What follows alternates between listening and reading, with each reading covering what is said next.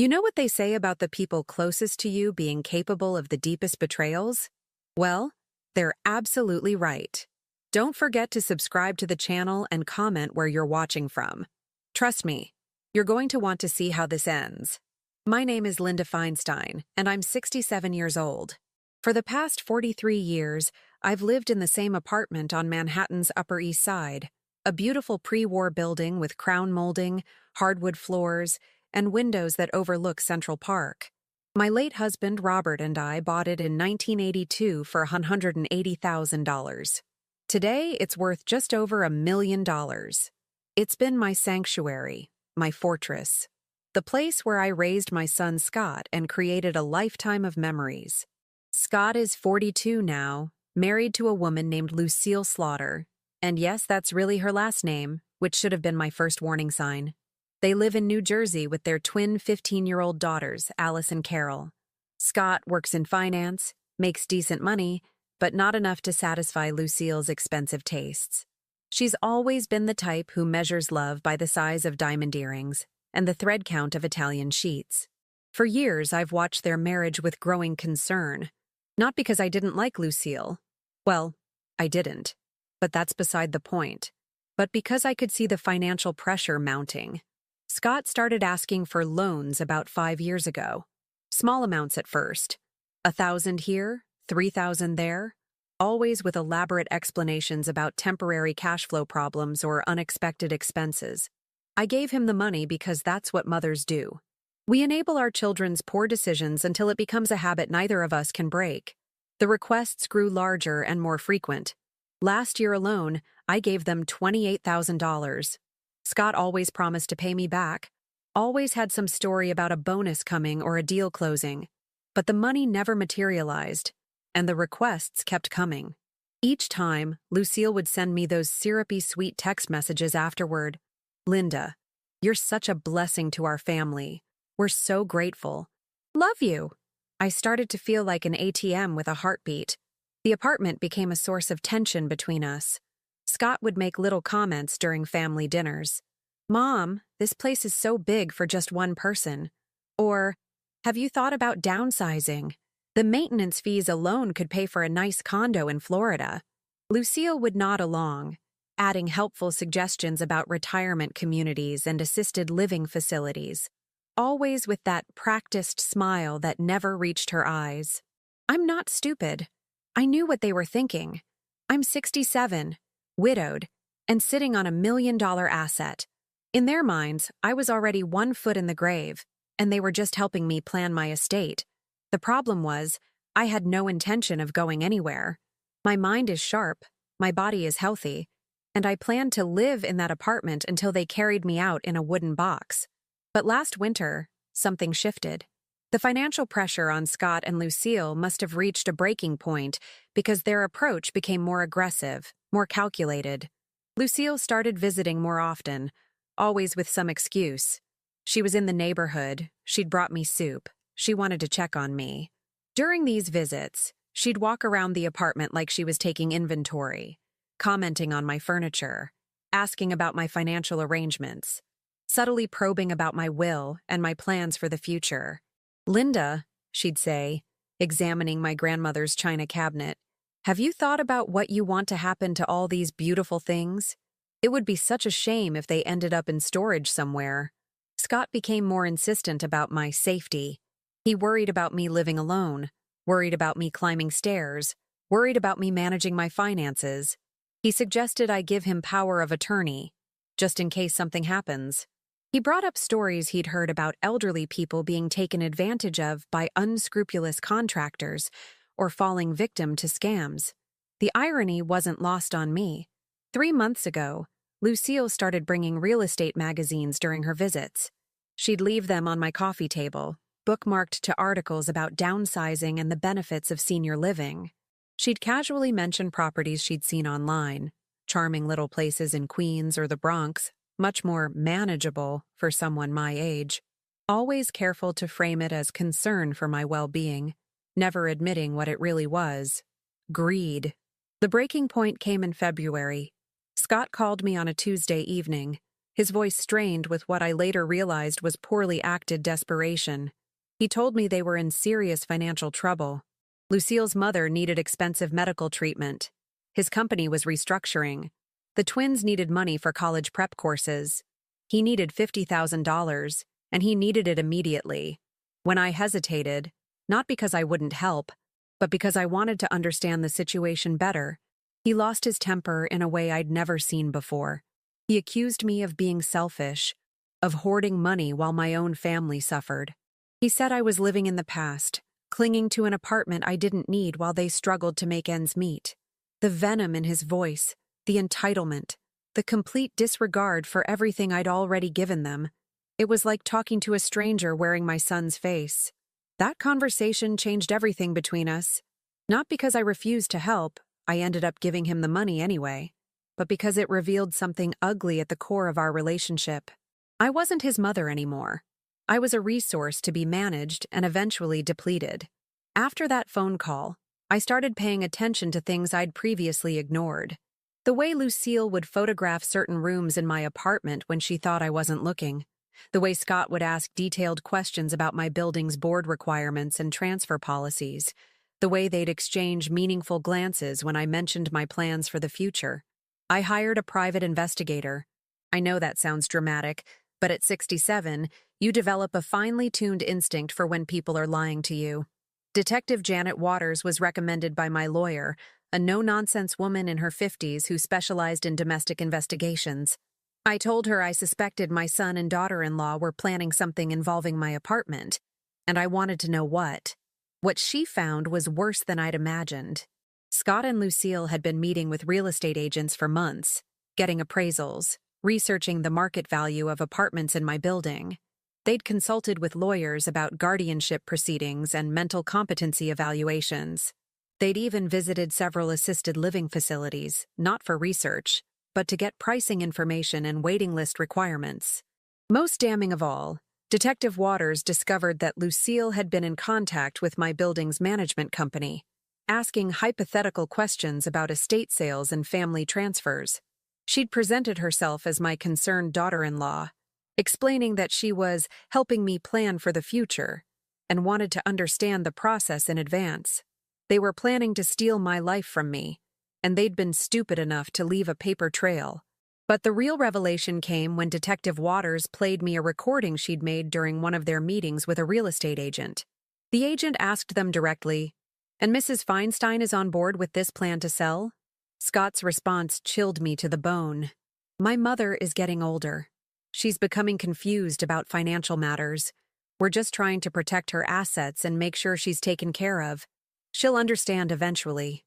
Lucille added, "The important thing is getting her into a safer environment before she makes any mistakes she can't undo." They weren't planning to ask for my permission. They were planning to take it. That recording changed everything. You can forgive a lot of things in life. Mistakes, poor judgment, even betrayal born from desperation. But what you can't forgive is the cold, calculated theft of your entire existence, while the thieves smile to your face and call it love. I sat in Detective Waters' office for 2 hours after hearing that recording, staring at the transcripts of their conversations, the photographs of them touring assisted living facilities, the emails between Lucille and real estate agents. My hands didn't shake. I didn't cry. I felt something much more dangerous than grief or anger. I felt clarity. For 42 years, I'd protected Scott, supported him, sacrificed for him. I'd worked double shifts as a nurse to pay for his college tuition. I'd gone without new clothes for years to make sure he had everything he needed. When he married Lucille, I welcomed her into our family despite my reservations. When they had financial troubles, I opened my checkbook without question. I'd given them everything, and in return, they saw me as an obstacle to overcome. That night, I made a decision that would have seemed impossible just weeks before. I was going to destroy them before they could destroy me. But I wasn't going to be reckless about it. I was going to be strategic, patient, and absolutely merciless. The plan came to me gradually over the following weeks. I knew Scott and Lucille well enough to predict their moves. They were greedy, but not particularly clever. They thought they were manipulating an old woman who was too trusting to see through their schemes. That combination of arrogance and stupidity would be their downfall. First, I needed to understand exactly how they planned to execute their theft. Detective Waters helped me set up surveillance equipment in my apartment, tiny cameras and audio recorders that would capture everything. Then I waited for them to make their move. I didn't have to wait long. 2 weeks later, Scott called to schedule a family dinner at my apartment. He wanted to bring Lucille and the twins, he said, for a nice evening together. When they arrived that Saturday, I played the role of the devoted grandmother perfectly. I cooked Scott's favorite meal, pot roast with mashed potatoes and green beans, and fussed over Alice and Carol like I hadn't seen them in months. But I was watching everything. Scott spent most of the evening photographing my apartment with his phone, claiming he wanted to capture memories, but actually documenting my possessions for appraisal purposes. Lucille engaged me in seemingly innocent conversations about my daily routine, my health, my social life, all designed to build a case for my supposed mental decline. The twins, bless them, were completely oblivious to their parents' scheming. They genuinely seemed happy to see me, excited to tell me about school and their friends. Watching Scott and Lucille use their own children as props in their deception made my blood run cold. They were willing to destroy their daughter's relationship with their grandmother for money. After dinner, while I was in the kitchen washing dishes, I heard them talking in hushed voices in the living room. The surveillance equipment I'd installed captured every word. "The place is in better condition than I thought," Lucille whispered. "We could list it for at least 1.2 million, maybe more. The important thing is moving fast once we get guardianship," Scott replied. "We can't give her time to contest anything or change her will." "Dr. Richard Kirk already agreed to evaluate her mental state," Lucille said. "He owes you that favor from the golf club. 1 session and he'll declare her incompetent." "What about the girls?" "They're going to ask questions when Grandma suddenly disappears into a nursing home. We'll tell them she's sick and needs special care. Kids forget quickly. They'll adjust." I continued washing dishes, my movements steady and controlled, while inside I felt something snap. Not break, snap. Like a bone setting wrong and finally being forced back into proper alignment. These people were planning to erase me from my own life, steal my home, isolate me from my granddaughters, and they were discussing it like a business transaction. The next phase of their plan revealed itself over the following month. Dr. Kirk, a physician Scott played golf with, started calling me, claiming he was doing wellness checks on seniors in the building. He wanted to schedule an appointment to discuss my cognitive health and future planning needs. When I politely declined, he became more insistent, suggesting that my reluctance to seek medical advice was itself a sign of declining judgment. Meanwhile, Lucille ramped up her visits. She'd arrive unannounced, claiming to be worried about me, and then spend hours documenting everything wrong with my apartment. The faucet in the guest bathroom dripped. Clearly, I couldn't maintain the property. I'd forgotten to take my vitamins one morning. Obviously, my memory was failing. I'd left a pot on the stove while answering the phone. Definitely a safety hazard requiring immediate intervention. She started bringing printed articles about seniors who'd died in preventable accidents, always with the same concerned expression. "Linda, I just worry about you being here all alone. What if something happened and no one found you for days?" Scott's approach was more direct. He began showing up with legal documents that he claimed were just precautionary measures. Updated emergency contact forms, healthcare proxies, financial power of attorney papers.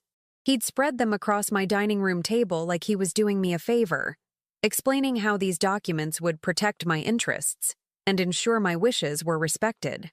"Mom, you need to think practically," he'd say, his voice dripping with false patience.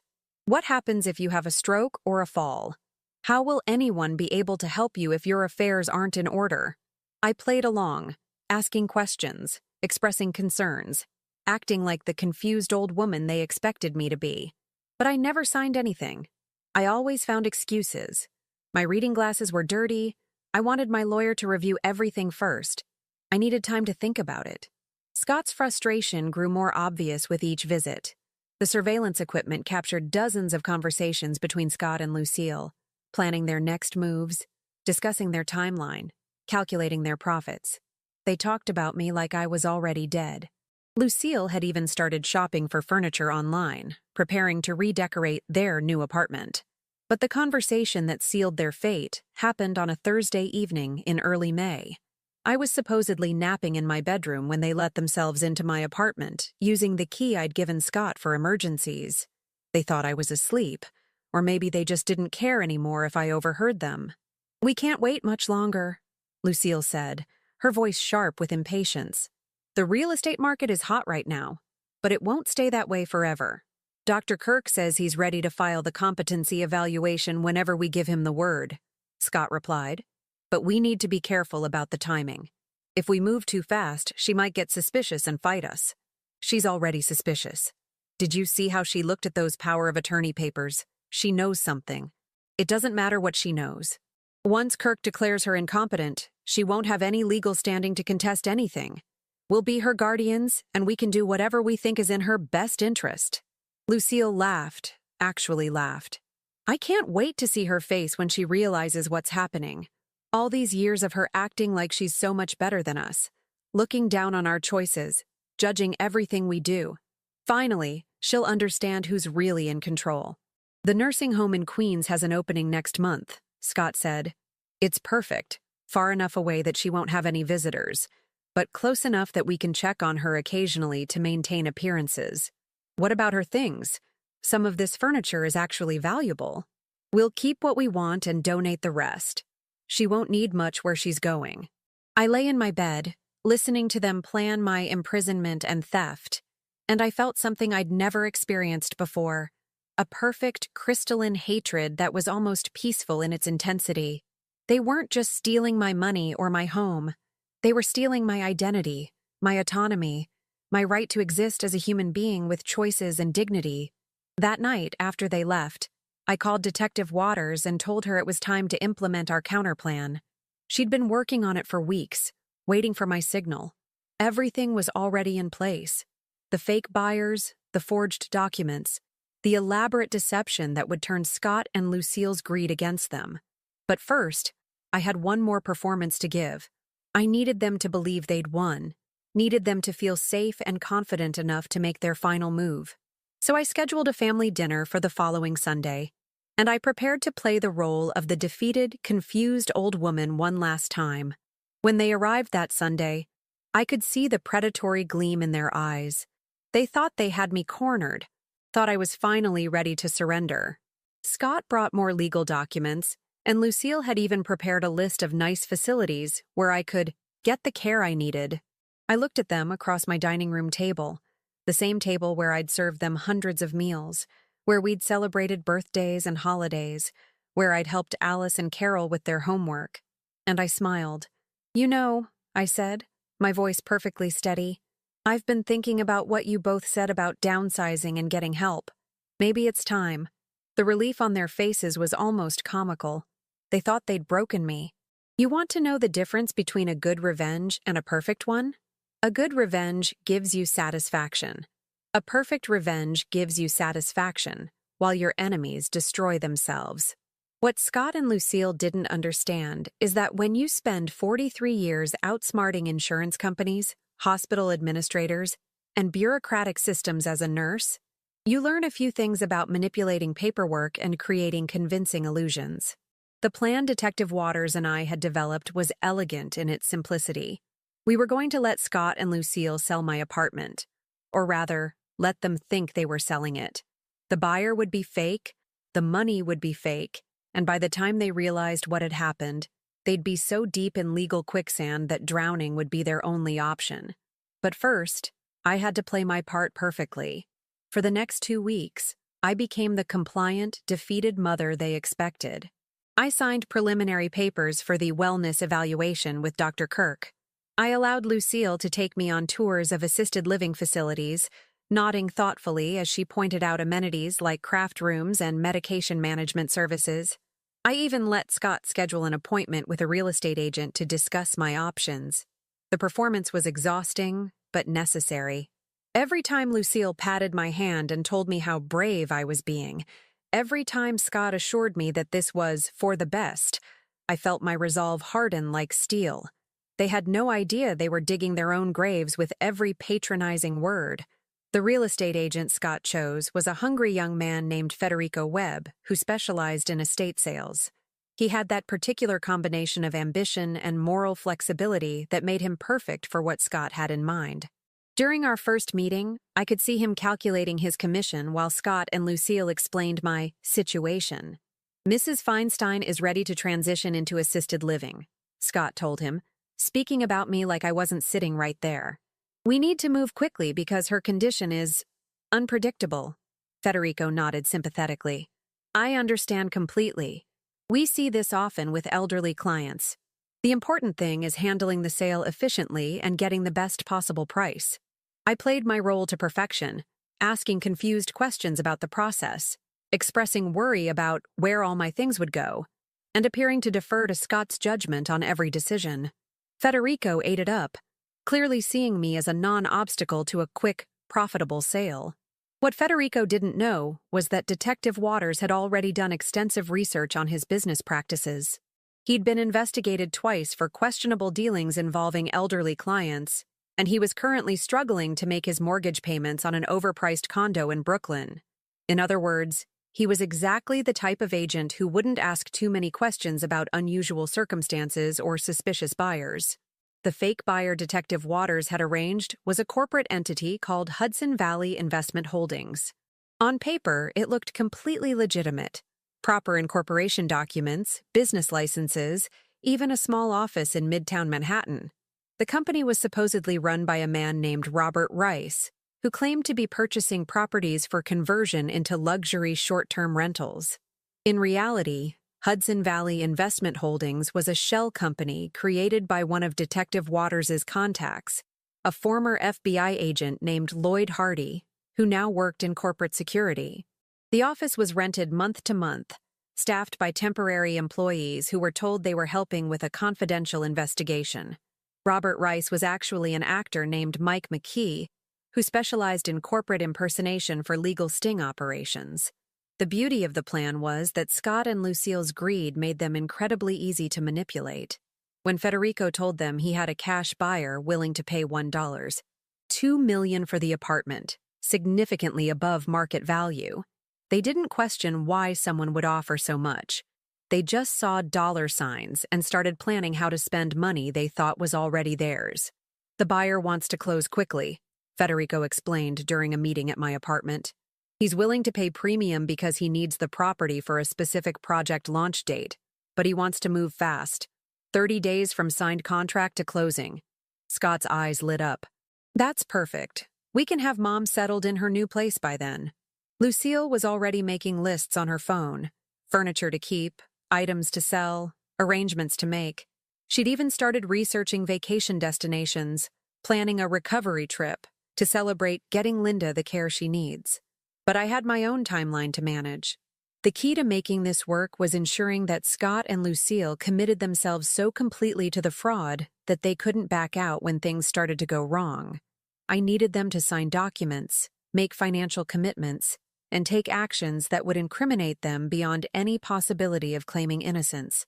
The first step was getting them to sign the power of attorney papers. During a carefully orchestrated visit, I suddenly became confused about the apartment sale, expressing worry and asking if maybe we should wait a little longer. Scott's mask slipped for just a moment, revealing the cold calculation underneath. "Mom, we've been through this," he said, his voice sharp with impatience. "You already agreed to this. The papers are signed, the buyer is committed. You can't change your mind now." "But I don't remember signing anything important," I said, letting my voice waver with uncertainty. "Maybe I should call my lawyer." Lucille jumped in immediately. "Linda, honey, that's exactly why you need help making these decisions. Your memory isn't what it used to be. That's why Scott needs to handle the legal aspects for you." They pressured me for over an hour, using every manipulation tactic in their arsenal.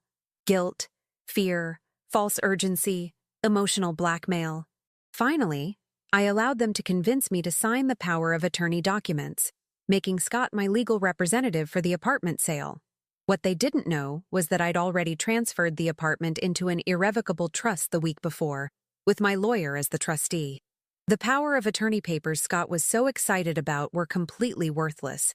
But more importantly, by pressuring a supposedly mentally incompetent person to sign legal documents, Scott and Lucille had just committed elder abuse, a felony in New York State. The surveillance equipment captured every moment of their coercion. Detective Waters now had video evidence of them manipulating someone they claimed was mentally unfit, pressuring me to sign documents I supposedly couldn't understand, and lying about my legal obligations. The case against them was building perfectly. Over the next 2 weeks, Scott and Lucille threw themselves into preparing for their windfall. Scott quit his job, telling his boss he was taking early retirement to care for his aging mother. Lucille started shopping for a larger house in New Jersey, putting deposits down on furniture and making renovation plans. They even pre-enrolled Alice and Carol in an expensive private school, telling the girls they were getting a financial blessing that would change their lives. The twins were thrilled, completely unaware that their parents were planning to build their new life on the theft of their grandmother's home. Watching Scott and Lucille use their daughter's excitement to justify their actions made me feel something beyond anger, a cold, pure hatred that burned like ice. Meanwhile, Robert Rice was playing his part perfectly. He toured the apartment multiple times, asking detailed questions about the building's amenities and policies. He arranged for a professional inspection and appraisal, all paid for with checks drawn on Hudson Valley Investment Holdings' legitimate business account. To anyone watching, including Scott and Lucille, everything appeared completely normal. Federico was practically salivating over his commission. He'd already spent hours showing Scott and Lucille comparable properties, helping them understand what they could afford with their newfound wealth. He'd even recommended lawyers and financial advisors to help them manage their inheritance. The contract signing was scheduled for a Wednesday morning at Federico's office. Scott wore his best suit and brought Lucille along as a witness. I played the confused elderly woman perfectly, asking rambling questions about details that had already been explained multiple times, expressing worry about bothering everyone with my concerns. Robert Rice arrived precisely on time, accompanied by his attorney, another actor Detective Waters had hired. The paperwork looked absolutely legitimate because it was legitimate, drawn up by real lawyers using standard New York real estate contracts. The only difference was that Hudson Valley Investment Holdings had no intention of actually purchasing anything. Scott signed the documents with a flourish, his hand steady and confident. Lucille took photos to commemorate the moment. Federico popped open a bottle of champagne to celebrate, and I sat there, watching them celebrate the theft of my life, counting down the minutes until their world would implode. The closing was scheduled for exactly 3 weeks later. That gave Scott and Lucille enough time to make irreversible financial commitments, while giving Detective Waters and her team the opportunity to document every aspect of their criminal conspiracy. But the best part of the plan was still to come. Because Scott and Lucille weren't just stealing my apartment, they were about to discover that when you build your future on fraud, the foundation tends to collapse at the worst possible moment. As we left Federico's office that day, Scott put his arm around my shoulders and smiled with what he probably thought was paternal affection. "Don't worry, Mom," he said. "Everything's going to work out perfectly. You'll see." For the first time in months, I agreed with him completely. The 3 weeks between contract signing and the scheduled closing were the most entertaining period of my entire life. Watching Scott and Lucille spiral deeper into their own trap while congratulating themselves on their cleverness was better than any Broadway show I'd ever attended. They were so drunk on anticipated wealth that they made mistake after mistake, each one more incriminating than the last. Scott's first major error was hiring a moving company before the closing was complete. He scheduled them to pack and remove all my belongings exactly 1 week after the sale was supposed to finalize. When I asked him about it, playing the confused elderly woman, he brushed off my concerns with practiced patience. "Mom, we need to be organized about this transition," he explained, showing me a detailed timeline he'd created. "The nursing home has your room ready, and we can't delay the move-in date. Everything needs to happen smoothly. What Scott didn't realize was that Detective Waters had already contacted the moving company, identifying herself as my legal representative and informing them that any attempt to remove items from my apartment without written authorization from my attorney would constitute theft. The movers were now cooperating with our investigation, ready to document Scott's attempted burglary when the time came. Lucille's obsession with spending money they didn't yet have became pathological. She put down deposits on a $450,000 house in an upscale New Jersey suburb, telling the seller she was expecting a family inheritance to close within the month. She bought a new Mercedes-Benz, financing it with confidence that she'd soon have cash to pay it off. Most recklessly, she booked a 3-week European vacation for the entire family, paying $25,000 up front for what she called their celebration trip. The financial commitments kept mounting. Scott hired an expensive interior designer to redecorate their new house. Lucille enrolled in a master's degree program that cost $40,000 per semester. They even started shopping for a vacation home in the Hamptons, putting earnest money down on a beachfront cottage they planned to purchase once the apartment money comes through. Every transaction was documented.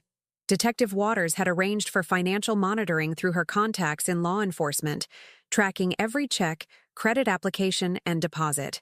Scott and Lucille were creating an evidence trail that would be impossible to explain away when their fraud collapsed. But the most damaging evidence came from their own mouths. The surveillance equipment in my apartment captured hours of conversations where they discussed their plans with stunning candor. They talked about me like I was already dead, dividing up my possessions and debating which assisted living facility would be cheapest to maintain me in. "The place in Queens is perfect," Lucille said during one recorded conversation. "It's far enough away that Linda won't be able to call people and complain about how we're spending her money. And if she does start causing problems, we can always move her somewhere even more isolated." Scott laughed. "By the time she realizes what happened, it'll be too late for her to do anything about it. We'll have legal guardianship, control of her assets, and she'll be exactly where she belongs, out of our way." They even discussed what they'd tell Alice and Carol when their grandmother suddenly disappeared from their lives. The plan was to claim I'd had a mental breakdown and needed specialized care that required complete isolation from family members. They'd gradually reduce the girls' contact with me until they forgot I existed. "Kids are resilient," Lucille said with chilling casualness. "They'll miss her for a while, but they'll get over it, especially when they see how much better our life is without her constant interference." Dr. Richard Kirk, meanwhile, was preparing his fraudulent mental competency evaluation. He'd scheduled it for 2 days before the closing, timing it perfectly to provide legal justification for Scott's actions. What Dr. Kirk didn't know was that Detective Waters had already contacted the state medical board about his unethical practices. His license was about to be suspended pending investigation, and every evaluation he'd conducted over the past 5 years was being reviewed for fraud. The most satisfying part of watching Scott and Lucille's preparations was seeing how their anticipated wealth changed their behavior toward everyone around them. They started treating people like servants, making demands and showing contempt for anyone they considered beneath their new social status. Scott became arrogant with his former colleagues, bragging about his smart financial planning and offering condescending advice about retirement planning. Lucille started shopping at exclusive boutiques, running up credit card bills she was confident she could pay off after the closing. Their hubris was breathtaking. They truly believed they'd outsmarted everyone: the legal system, their elderly victim, and basic human decency. They saw themselves as successful entrepreneurs who'd identified an underutilized asset and developed a plan to maximize its value. The fact that the asset was their own mother and grandmother never seemed to trouble them. 1 week before the scheduled closing, I made my final preparations. I met with my real attorney. Not the actor Scott thought was representing me, but the sharp-eyed woman named Joan Eshu who'd been handling my affairs for 15 years. We reviewed the irrevocable trust documents, confirmed that the apartment transfer was legally unassailable, and prepared the criminal complaints that would be filed immediately after Scott's attempted fraud was completed. I also met with Detective Waters for our final briefing. Everything was in place. The fake closing would proceed exactly as Scott and Lucille expected. But instead of receiving $1.2 million, they'd be walking into a room full of police officers and federal agents. The fraud they'd committed crossed state lines and involved financial institutions, making it a federal crime punishable by up to 20 years in prison. "Are you ready for this?" Detective Waters asked me. "Once we spring the trap, there's no going back. Your son and daughter-in-law will be facing serious prison time." I looked at her without a flicker of emotion. "Detective, they stopped being my family the moment they decided to steal my life and throw me away like garbage. I'm ready." The night before the closing, Scott and Lucille came to my apartment for what they thought would be our final dinner together. They brought takeout from an expensive restaurant, a gesture that might have seemed thoughtful if I hadn't known they were celebrating the theft of my home. During dinner, Scott gave me what he probably thought was a touching speech about family and making difficult decisions. He talked about how proud he was to be able to take care of me in my time of need. He assured me that the assisted living facility was beautiful and that I'd be much happier there. Lucille nodded along, occasionally patting my hand and telling me how brave I was being. She'd even brought photo albums of the nursing home, showing me pictures of smiling elderly residents engaged in craft activities and group meals. "You're going to love it there, Linda," she said with practiced sincerity. "You'll make so many new friends, and we'll visit you all the time, I promise." I listened to their lies with perfect composure, occasionally asking questions about visiting schedules and amenities. Inside, I was counting down the hours until their world exploded. After they left that evening, I walked through my apartment one final time, touching the furniture my husband and I had chosen together, looking at the photographs of better times when Scott was still the son I'd raised instead of the predator he'd become. Tomorrow, justice would be served. But tonight felt like a funeral for the family I'd thought I had. The closing was scheduled for 10 a.m. at Federico Webb's office. Scott arrived early, wearing his most expensive suit and carrying a briefcase like he was conducting legitimate business. Lucille came with him, dressed like she was attending a celebration. Federico was practically vibrating with excitement over his commission. Robert Rice was already there when they arrived, along with his attorney and what appeared to be representatives from Hudson Valley Investment Holdings. The conference room was set up exactly like a real estate closing. Documents spread across the table, pens at every seat, a bottle of champagne chilling in an ice bucket. What Scott and Lucille didn't notice was the unusual number of office staff in the building that morning, or the maintenance workers positioned at every exit. They were so focused on their imminent payday that they missed all the signs that something was very wrong. The proceedings began exactly as they expected. Documents were reviewed, signatures were collected, and Scott confidently signed papers transferring ownership of what he thought was my apartment. Federico had prepared a cashier's check for $1.2 million, made out to Scott as my legal representative. For exactly 17 minutes, Scott and Lucille believed they'd successfully stolen my life's work. Then Detective Waters walked into the conference room, followed by 6 police officers and 2 federal agents. "Scott Schmoke and Lucille Slaughter," she announced. "You're under arrest for conspiracy to commit elder abuse, fraud, forgery, and theft of property valued at over $1 million. The color drained from Scott's face so quickly I thought he might faint. Lucille started screaming that there had been some mistake, that they were victims of a setup. Federico dove for his phone, probably trying to call his lawyer. But I just sat there, watching my son realize that his greed had destroyed his entire life, and I felt nothing but cold satisfaction. The arrest was even more beautiful than I'd imagined. Scott's face went through every stage of human emotion in about 30 seconds. Confusion, disbelief, anger, terror, and finally, a kind of hollow recognition that his life as he knew it was over. Lucille's reaction was more dramatic. She actually threw herself at Detective Waters, screaming that they were innocent victims of some elaborate conspiracy. "This is insane!" Scott shouted, as the handcuffs clicked around his wrists. "That apartment belongs to my mother. I have power of attorney. This is a legitimate sale." Detective Waters smiled as she read him his rights. "Mr. Schmoke, your mother transferred that apartment into an irrevocable trust 3 weeks ago.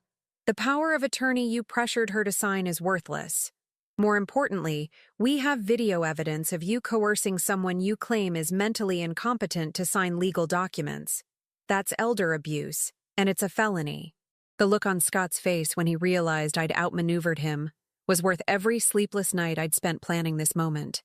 He turned to stare at me, his mouth opening and closing like a fish gasping for air. "Mom?" he whispered. You did this?" I met his eyes with perfect composure. I protected myself from thieves. The fact that those thieves happened to be my son and his wife is simply unfortunate. Lucille was still screaming as they led her away, demanding lawyers and threatening lawsuits. But Scott just stared at me with growing horror as he finally understood the magnitude of what had happened. They weren't just facing criminal charges. They'd financially destroyed themselves chasing money that was never real. Federico Webb was arrested as an accessory to fraud. Dr. Richard Kirk was taken into custody at his office an hour later. The entire conspiracy unraveled in a single morning, and everyone involved learned the hard way that stealing from elderly people carries serious consequences. Over the following weeks, the full scope of Scott and Lucille's situation became clear. The house they'd put a deposit on in New Jersey. The seller was keeping their down payment and pursuing them for additional damages. The Mercedes Lucille had bought? Repossessed when they couldn't make the payments. The European vacation they'd booked? Non-refundable, and they'd lost every penny. But the financial devastation was just the beginning. Scott's former employer terminated his pension benefits when they learned about his arrest. Lucille's master's degree program expelled her for providing false information about her financial status. The private school refused to enroll Alice and Carol, citing irregularities in the family's application.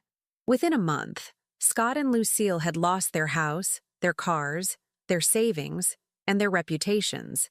They were forced to move into a cramped apartment in a rough neighborhood in Queens. Ironically, not far from the nursing home where they'd planned to warehouse me. The twins, my granddaughters, were the only casualties I regretted. Alice and Carol had done nothing wrong, but they suffered the consequences of their parents' greed anyway. They lost their home, their school, their friends, and their entire way of life. When they asked what had happened to Grandma Linda, Scott and Lucille finally had to tell them the truth, that they'd tried to steal from me and had been caught. I felt sorry for the girls, but not sorry enough to forgive their parents. Children are resilient, as Lucille had said when planning to erase me from their lives. They would adapt and overcome, which was more than I could say for Scott and Lucille. The legal proceedings dragged on for months. Scott and Lucille hired expensive lawyers they couldn't afford, racking up even more debt while fighting charges they had no hope of beating. The evidence against them was overwhelming. Hours of surveillance footage, financial records, recorded conversations, and testimony from everyone they'd tried to involve in their scheme. Dr. Kirk tried to plea bargain by claiming he was just doing Scott a favor and didn't know about the larger conspiracy. But Detective Waters had recordings of him discussing how much he'd charge for a fraudulent mental competency evaluation. His medical license was permanently revoked, and he received 3 years in federal prison. Federico Webb's legal troubles extended far beyond our case. The investigation into his business practices revealed a pattern of exploiting elderly clients, forging documents, and collaborating with predatory family members to steal inheritances. He was sentenced to 8 years in prison and ordered to pay restitution to dozens of victims. But Scott and Lucille's punishment was the most satisfying. The federal charges alone carried a potential sentence of 20 years each. The state charges for elder abuse added another 10 years. Their lawyers advised them to take a plea deal, but their arrogance made them believe they could somehow convince a jury they were the real victims. They were wrong. The trial lasted 3 weeks. I testified for 2 full days, describing in detail how Scott and Lucille had manipulated, coerced, and stolen from me. The surveillance footage was played for the jury.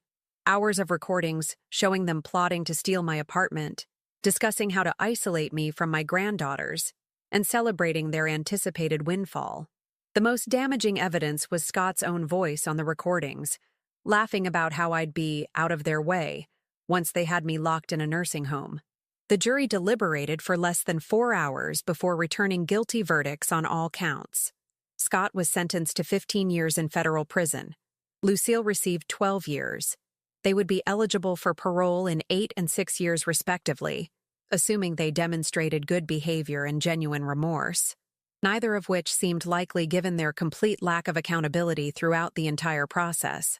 As I sat in the courtroom listening to their sentences, I felt the same cold satisfaction I'd experienced during their arrest.